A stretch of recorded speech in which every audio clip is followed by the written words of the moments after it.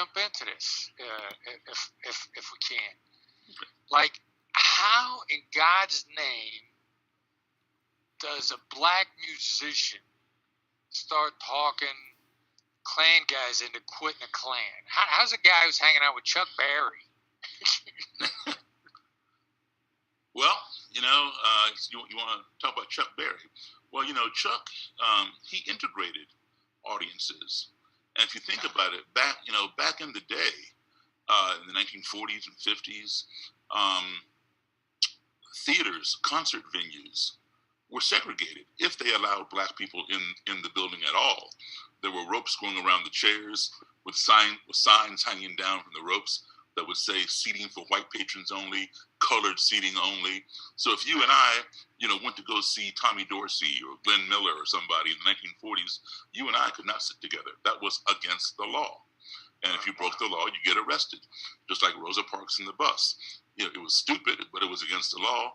She violated the law. She got arrested, right? So in the 1950s, those Jim Crow laws were still in place. But two phenomenons happened. One, the invention of rock and roll by black people like Chuck Berry, Little Richard, Bo Diddley, Fats Domino, and the popularization of that music by the great white artists like Elvis Presley, Jerry Lee Lewis, Carl Perkins, Bill Haley and the Comets, Buddy Holly, et cetera, et cetera. But the seating laws were still in place. I had to sit in a different section. Well, the other phenomenon that happened was when, prior to rock and roll, when people like Frank Sinatra would play or the Glenn Miller or Tommy Dorsey or whoever, people stayed in their seating sections. They did not cross sit. Right. They obeyed the law. But with this rock and roll thing, white kids and black kids could not sit still. This new beat, boom, boom, bop, boom, boom, bop, with that boogie woogie, boom, boom, boom, boom, they couldn't sit still. They bounced up out of their seats. They started flailing around, knocking over the signs, and you had black kids and white kids dancing together for the first time in the history of this country. That had never happened before. And these black kids and white kids didn't even know each other. Because keep in mind, in the 1950s, schools were still segregated. So the white kids and black kids, they might know each other because they see them out there on the street, but they did not go to school together. They did not know each other's names. And yet they're in this concert house, this theater, boogieing and dancing to this new music. And of course, that pissed off the white establishment because this black music was corrupting. Subversive. Yeah, subversive. Corrupting white youth, and all that kind of stuff. So they banned rock and roll concerts from coming to their towns, not just in the South, but even in the North. The cops would come in, shut down the show, pull the plugs, and say, this is it. This is over. No more rock and roll because it's causing race mixing. And so Chuck Berry is responsible for a lot of that. And he and other rock and rollers, Elvis and whoever else, are undercredited because while you had the great civil rights leaders, both black and white, like Martin Luther King and Rosa Parks and many others, while they were marching, having sit-ins and demonstrations and boycotts in order to bring white adults and black adults together, these rock and roll pioneers were already achieving that with black and white youth. So yeah, wow. I mean, just speaking to people on a much more human level, and a larger question about how music is probably one of the great unifiers throughout the history of mankind. Absolutely, right? Absolutely. So back to your original question, how did I go from being a musician to talking to the Klan? Well, we have to go backwards, back to when I was a child. I'm 62 years old now, and when I was a kid, my parents were in the U.S. Foreign Service, so I grew up as an American embassy brat. My father was one of the first black Secret Service agents in this country. My dad wanted to be an FBI agent. And J. Edgar Hoover, of course, was a racist, among other things, and he wasn't hiring any women and no blacks. So my dad went. My dad went to the Secret Service, and Harry Anslinger was the head of the Secret Service back then, and he hired 5 black people at one time, and my dad was one of those 5.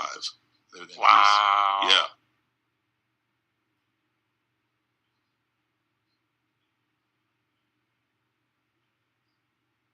This is what's most important, and it's not this car. It's this: peace, love, and cash flow. And the more cash flow you get, the more peace you're going to have. I'm just telling you. I'd even tell you that You might even have more love in your life if you get more cash flow. And this car right here will not provide you with cash flow, okay? This is how I did my game. Some of you watching me today, you're like, man, this guy's rocking. I am rocking, okay? Let me tell you why I'm rocking. Because when I was 28 years old, I started studying real estate. I've been playing the real estate game now for 35 years. I have played the game in 10, 11 states in the United States. I started with nothing.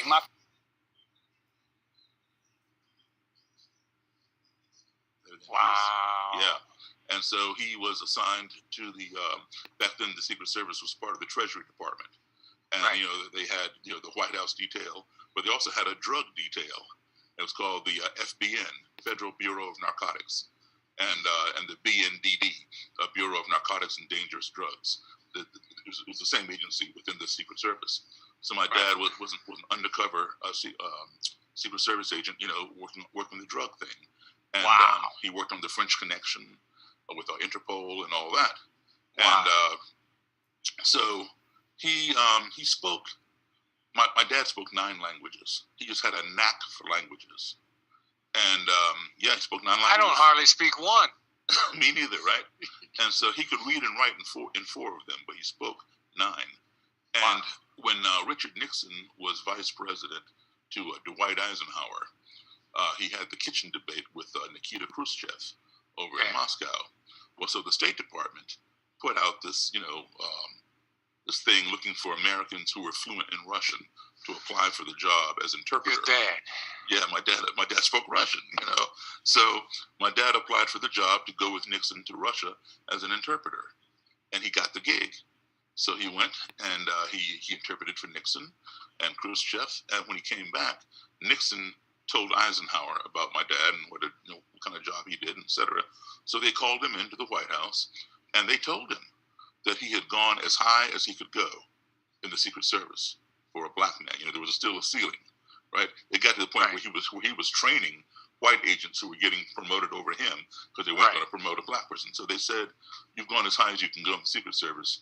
Why don't you take the Foreign Service exam and you can go higher in the Foreign Service?" So my dad took the Foreign Service exam. He passed it.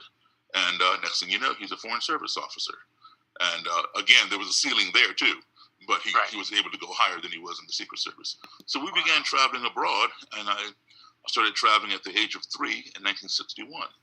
My first exposure to school, like kindergarten and things, was overseas. And you go to a country, you're there for 2 years, you come back home here to the States, you're here for a few months, maybe a year, you go back overseas to another country, back and forth, back and forth. So all of my formative years, I was overseas, back and forth. Well, in school, when I was overseas, my classrooms were filled with kids from all the other embassies that were there. So my classmates were Nigerian, Italian, French, Japanese, German, Australian. Whoever had an embassy there, all of their kids went to the same school. So my classroom was like a United Nations of little kids. Right. And that was my first exposure to school in a multicultural environment. But when I would come back home here to my own country, I would either be in all black schools or black and white schools, meaning the still segregated or the newly integrated. And there was not the amount of diversity in my classroom here that I had overseas back in the 1960s, right? So when I was overseas, I was literally living about 10 years into the future because that diversity had yet to come here. And so I was already prepared for it when it did. Unfortunately, many people here were not. And, you know, today as a professional musician, I travel around the world, learning as much as I can, seeing as much as I can, performing around the world. So when you combine my childhood travels with my adulthood travels, I've now been in a total of 57 different countries on 6 continents. And so I've been exposed to a multitude of ethnicities, colors of skin, languages, cultures, religions. And all of that has helped shape who I've become.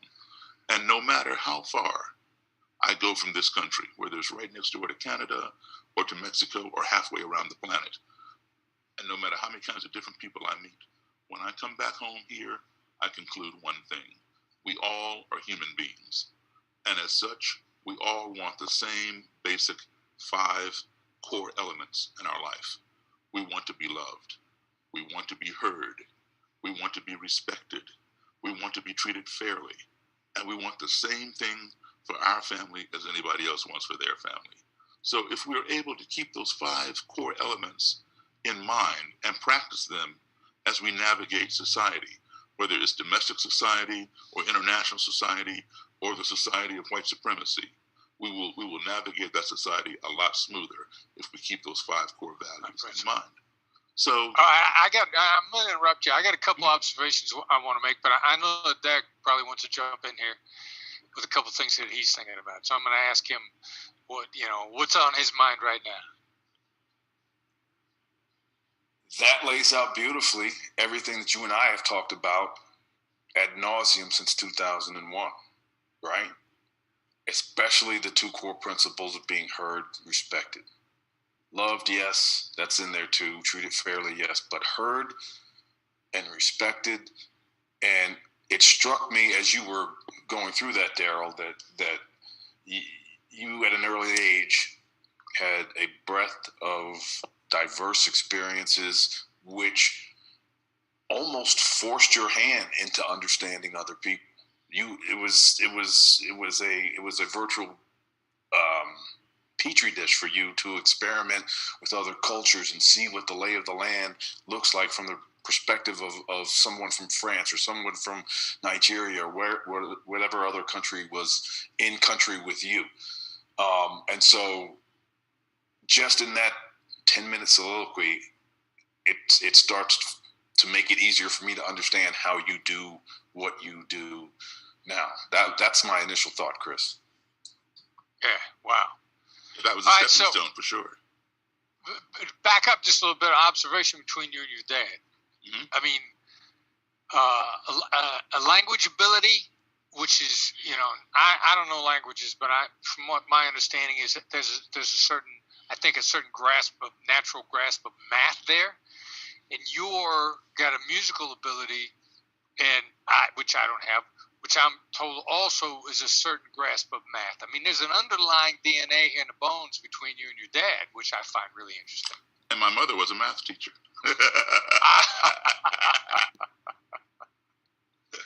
But no wonder she was perfect for the 2 of you guys, huh? Yeah. Interesting. So one of these times we came back home was 1968.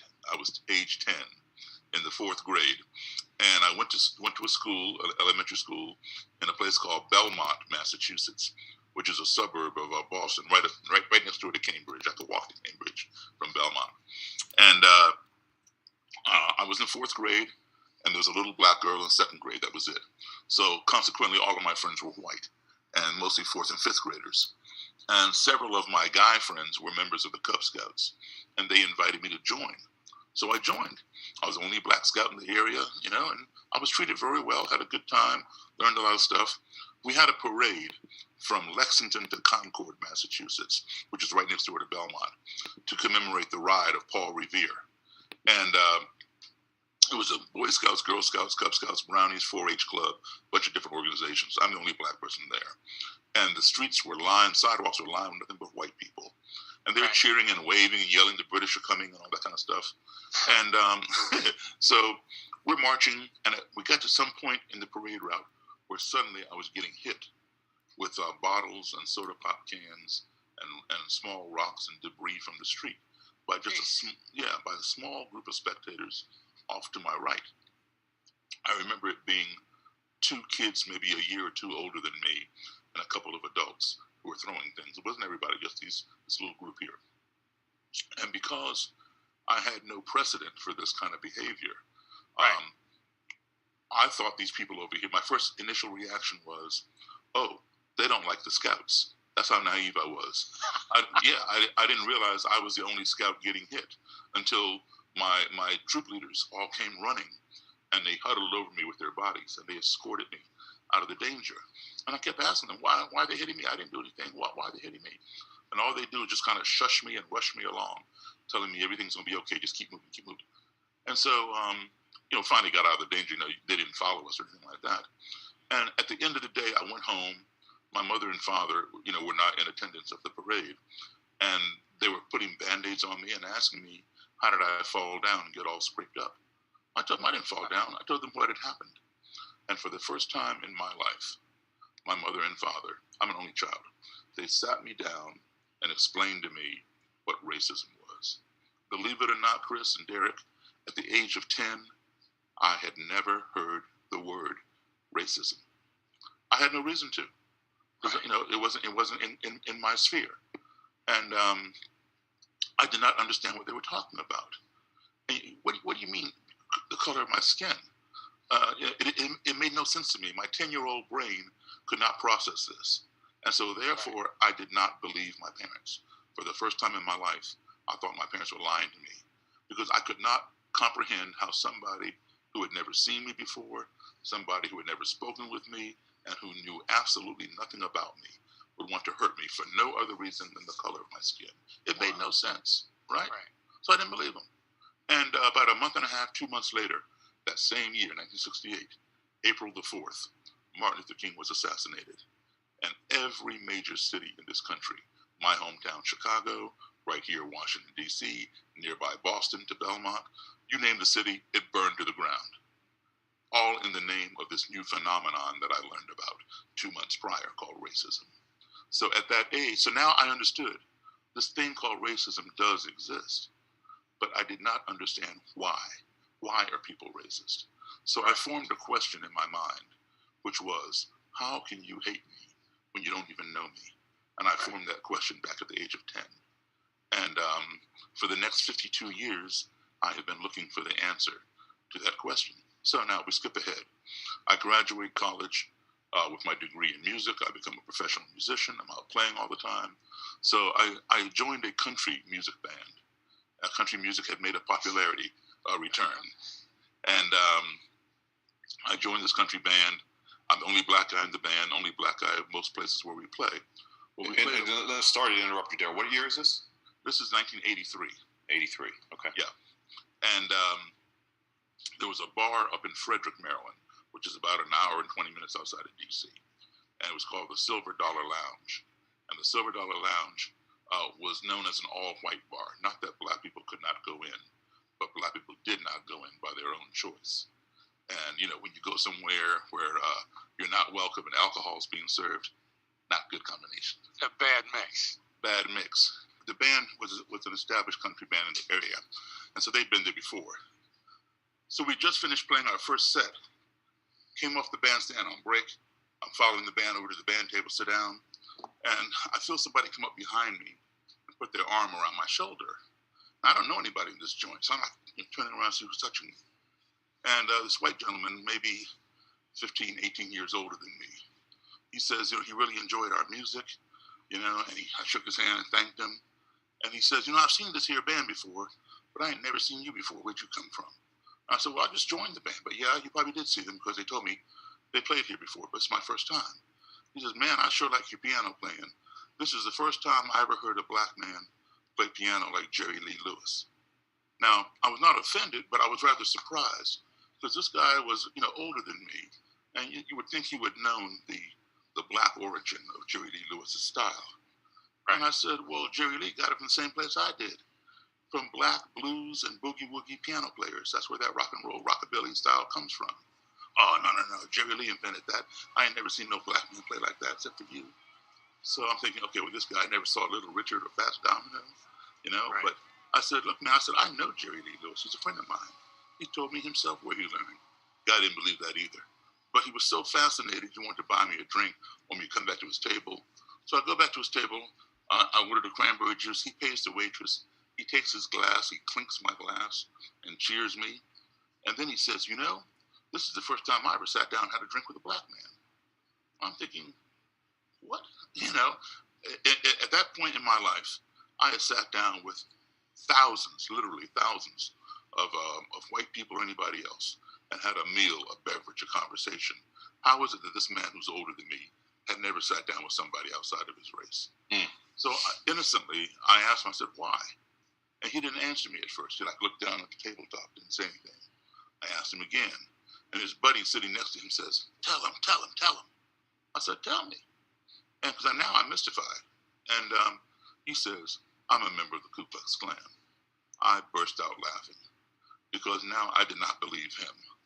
I know a lot about the Klan, because after that experience at age 10 and through my adolescent years, I bought every book I could find on black supremacy, white supremacy, the Ku Klux Klan, the neo-Nazis here, the Nazis in Germany, you name it. I got a vast library, and I've read them all because I'm trying to find out, where does that ideology come from? Right. So, and in reading these books on the Klan, none of them talked about how a Klansman would come up and hug a black guy and praise his talent and want to hang out and buy him a drink. It doesn't work that way. So this Right. guy's, jerking me around. So I'm laughing, going along with the joke. He goes inside his pocket, flips out his wallet, and hands me his Klan membership card. I take this down, look at it. I recognize the Ku Klux Klan insignia, which is a red circle with a white cross and a red blood drop in the center. I'm like, oh, this thing is for real. So I stopped laughing, and I gave it back to him. And now I'm thinking, what on earth am I doing sitting at a table with a Klansman? But he is very friendly, very complimentary. I was like a novelty to him or something. And he just wanted to talk about music, where I learned to play, and he was just fascinated. And long story short, he gave me his phone number, and he wanted me to call him whenever I was to return to this bar with this band, because he wanted to bring his friends, meaning Klansmen and Klanswomen friends, to see this black guy. I'm not sure he called me a black guy, but to see this black guy play piano like Jerry Lee, because he thought they would be fascinated too. So I said, okay, I'll call you. We were there every 6 weeks on a rotation with other bands on the weekend. And so I'd call him like on a Wednesday or Thursday and say, hey, man, I'm going to be down at Silver Dollar. Come on out. He'd come out both nights, Friday and Saturday, and bring friends. And so on the breaks, I'd make my way over to his table, say hello. Some of these Klansmen and Klanswomen were curious about me. They'd hang there, want to meet me. They'd watch me play. And then, but others, when I start coming in that direction, some of them would like get up and scoot across the room, go somewhere else. It was like, look but do not touch kind of thing. Mm-hmm. And I didn't care. So, this went on until the end of the year, and I quit that band. I went back to playing rock and roll and whatever else. And then it dawned on me a long time later. It wasn't immediate.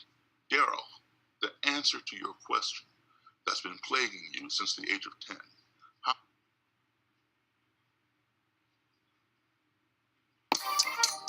Subscribe to Designer Fashion with Rent the Runway. Get everything you want to wear delivered straight to your door for one flat price. Whether it's a special occasion or just a Tuesday, a Rent the Runway membership gives you outfit options for it all.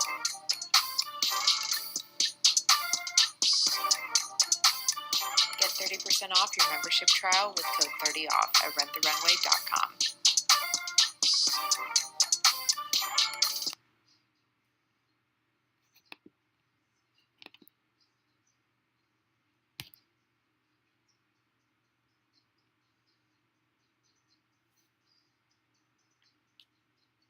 The age of 10. How can you hate me when you don't even know me? It fell right into your lap. Who better to ask that question of than someone who would go so far as to join an organization that has over 100-year history of practicing hating people who don't look like them and who do not believe as they believe? Get back in touch with that Klansman and get him to set you up with the Grand Dragon or the Imperial Wizard. A Grand Dragon means state leader. Imperial Wizard means national leader.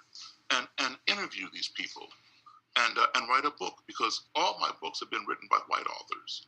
There have been no book written by a black author on the Klan from the perspective of sitting face-to-face interviewing them. So mine became the first. So that's what I wanted to do. So I got back in touch with this guy, and he did not want to fix me up with the state Grand Dragon for Maryland. The guy's name was Roger Kelly.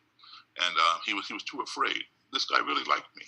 He was afraid that if he were to take me to the Grand Dragon, that we both would be in trouble. He'd be in trouble, I'd be in trouble. And so he didn't want to do that. And I said, well, listen, give me Mr. Kelly's address and phone number. I will take care of it. He's like, I'll go knock on his door. yeah, exactly. I was going to do. And so anyway, he didn't want to do that either. But I begged and pleaded for 20 minutes. Finally, he gave me the information on the condition that I not tell Mr. Kelly where I got it. I said, okay, fine. And he warned me. He said, Daryl, do not go to Roger Kelly's house. He will kill you. And I said, well, that's the whole reason. I need to see him. I want to find out why would he kill me. All he sees is my black skin, and he goes that crazy that he wants to kill me. This is what I need to know. This is what I'm trying to understand. He says, please don't go. So anyway, I said, well, I'll take care of it. So I had my secretary, who was white, and I only mention that because, not that I care, but it's an important part of the story. I had Roger Kelly's phone number. I could have called him myself, but I did not want him to detect in my voice that I'm black. Say, I'm not talking to you. Click. And the whole project would have ended before it ever got started. So I asked her to give him a call. I said, call Mr. Kelly. Tell him your boss is writing a book on the Ku Klux Klan. Would he consent to sitting down and giving your boss an interview? However, do not tell Mr. Kelly that I'm black. If he asks, don't lie to him, but don't allude to it. You're getting ready to make this guy's head explode. I'm looking forward to seeing how this works out. You'll love it. It gets better. So she understood. Now, the reason why I didn't want him to know was because A, I didn't want him to just nix the whole thing over the phone, and B, if he knew that I was black, in advance, and he still agreed to come to interview, he might have different answers prepared in the interim for a black interviewer than he would have for a white interviewer. So I wanted to be spontaneous, be candid. So she understood. So she called him, and she gave him the spiel, and he agreed. He didn't ask what color I was. He said, fine. So we set it up at a motel. In fact, it was a motel right above the Silver Dollar Lounge in Frederick, Maryland. All right. And, we're 5:15 on a Sunday afternoon.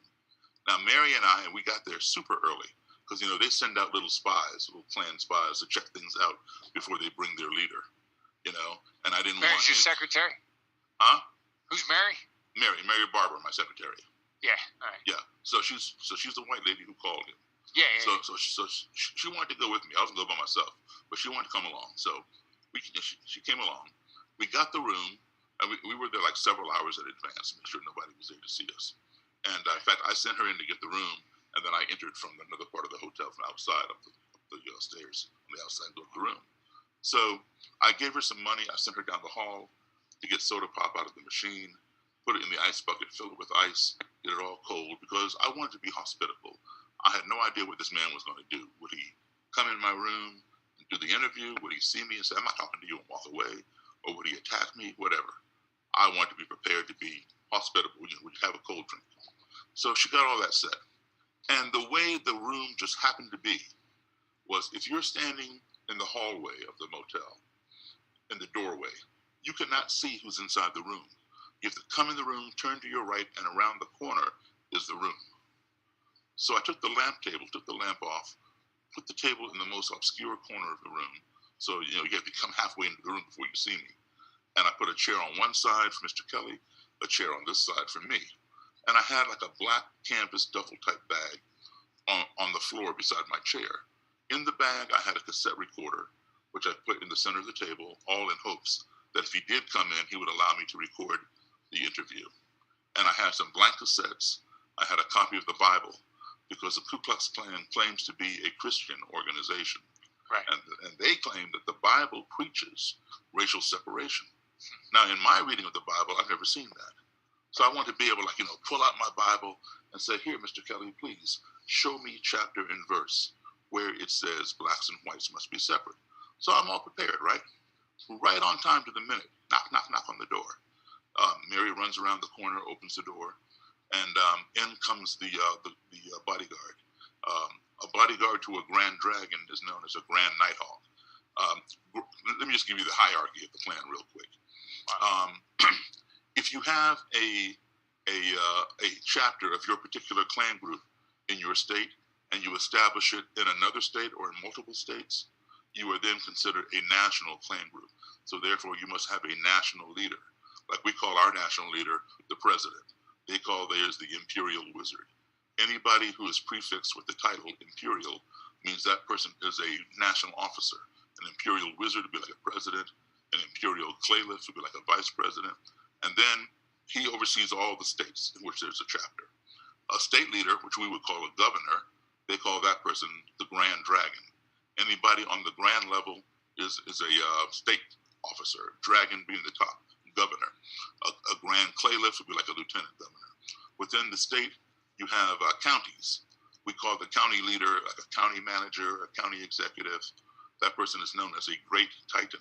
Anybody on the great levels, county level, titan being the top. Within the county, you have districts, which they call claverns. And a district leader, we would call a mayor, a councilman, alderman. They call those people exalted cyclops. So, and then below that, just rank and file, plain white robe Klansmen. And so Roger Kelly at the time was a Grand Dragon from Maryland. And he would later become an Imperial Wizard and national leader. Well, anyway, the bodyguard, the Grand Nighthawk, comes in, and he's wearing military fatigues. He has that red circle, white cross patch on his chest here, the initials KKK right here, and embroidered on his cap, it said Knights of the Ku Klux Klan. And on his hip, he had a semi-automatic handgun. And he comes in, Mr. Kelly is walking right behind him in a dark blue suit and tie.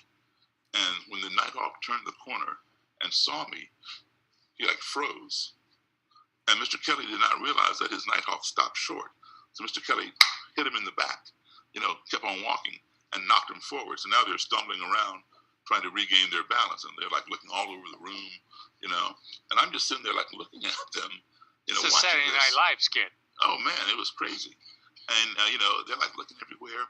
And I could read their faces like a billboard on the highway. Their faces were saying, did that desk clerk give us the wrong number? Or is this an ambush? All these things, there was a lot of anxiety there. So I realized that. So I stood up and I went like this to show I had nothing in my hands. And I walked forward. I put my hand out and I said, "Hi, Mr. Kelly, I'm Daryl Davis." He shook my hand. And the Nighthawk shook my hand. So I said, "Come on in, please, come on in, have a seat." Mr. Kelly sat down, and the Nighthawk stood at attention on his right side. Before I could sit down, Mr. Kelly says, "Mr. Davis, do you have any form of identification?" I said, "Sure." I gave him my driver's license. He says, "Oh, you live on such and such street in Silver Spring." Now I'm concerned. Why is this man reading my address? Is he going to come to my house and burn a cross? All he has to do is look at my name, look at my picture, look at me, match it up, and give me back my license. So I did not want to let him know that he had unnerved me a little bit. But I wanted to let him know that he was not to come to my house uninvited. So I said to him, I said, "Yes, Mr. Kelly, that is where you live. But you live at," and I named his house number and his street. That way I was leveling the playing field. You know where I live, I know where you live. So if you come visit me, I'm going to come visit you. So we're going to confine all this visiting to this motel room. That was what I was implying by reciting his address. All right. So he smiled, and I did not find out that day. It was months down the road that I had been presumptuous. I had no reason to fear him coming to my house. I had no way of knowing this. One of his Klan members lived right down the street here, in the next neighborhood over, 2 neighborhoods over. My street runs pretty long. And so Mr. Kelly, to go to his member's house, had to go down my street.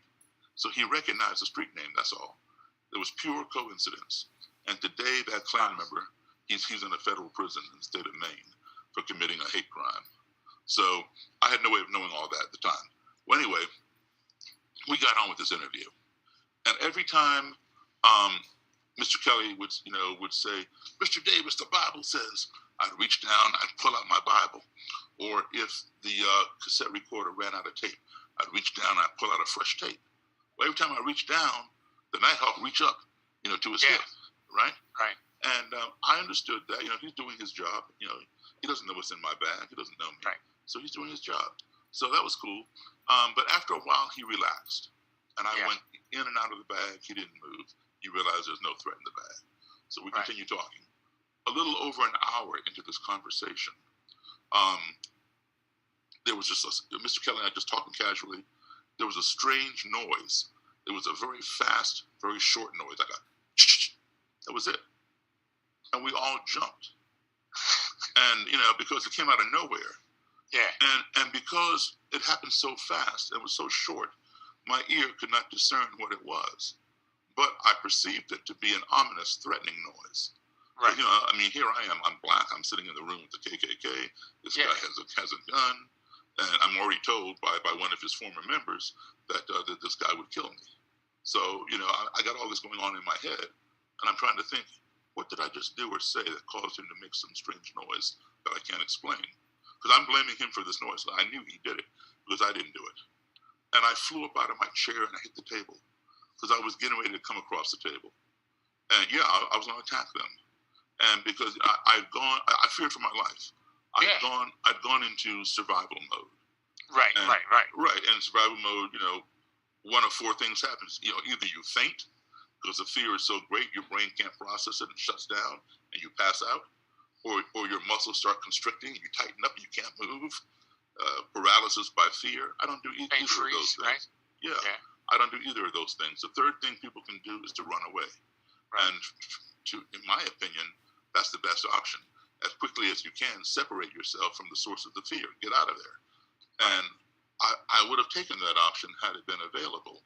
But I knew, you cannot outrun a bullet in a motel room. And I'm not armed. My secretary's not armed. I see the Nighthawk's gun. I don't know if Mr. Kelly has a weapon up under his suit jacket or not. So the fourth option is to do a preemptive strike. Get them before they get you.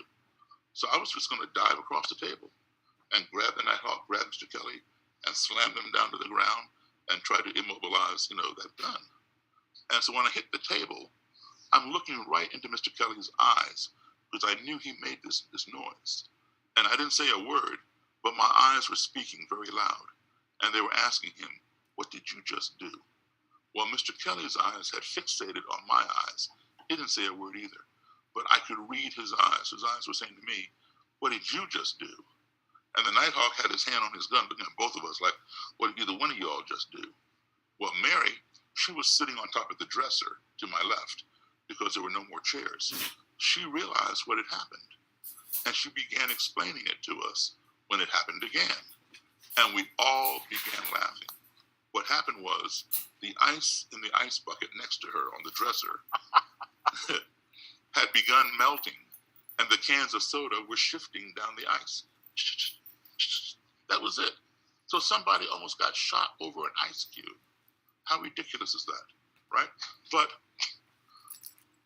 all in this moment, we realized each other's humanity, because by that noise, everybody was scared. And then a moment later, everybody's laughing. So we shared those things. I won't say that this was the learning moment. That would come later. But it was a teaching moment. And the lesson taught was this. All because some foreign, an underscore, highlight, circle the word foreign, entity of which we were ignorant, being the bucket of ice cans of soda, we'd long forgotten about that. We were ignorant to it, had entered into our little comfort zone via the noise that it made. We became fearful of each other. Yeah. So the lesson taught is ignorance breeds fear. We fear the things of which we're ignorant, right? Right. If we do not address that ignorance, if we do not address that fear and keep it in check, that fear will escalate and turn into hatred, because we hate the things that frighten us. If we do not keep the hatred in check and address it, the hatred will escalate and turn into anger, which turns into destruction. We want to destroy the things that we hate. Why? Because they frighten us. But guess what? At the end of the day, they're harmless, and we were just ignorant. So we saw the whole chain unravel almost to completion. The last component would have been destruction. Had the Nighthawk pulled the gun and shot somebody, or had I jumped across the table and hurt one of them. Right? So it stopped short of that. But we did see that whole chain